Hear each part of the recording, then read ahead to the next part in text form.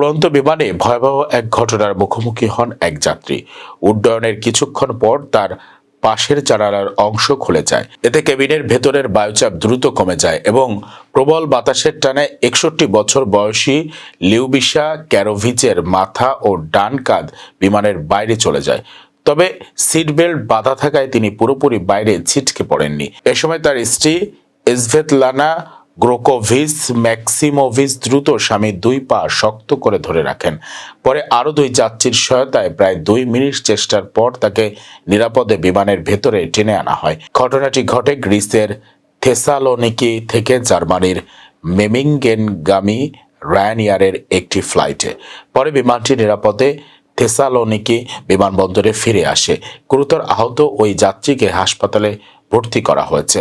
রায়ানএয়ার জানিয়েছে, উড্ডয়নের কিছুক্ষণ পর জানালার অংশ খুলে যাওয়ার কারণে বিমানটি ফিরে আসে। তবে কেন এমন ঘটনা ঘটেছে তা এখনো নিশ্চিত নয়। বিষয়টি তদন্ত করছে সংশ্লিষ্ট কর্তৃপক্ষ।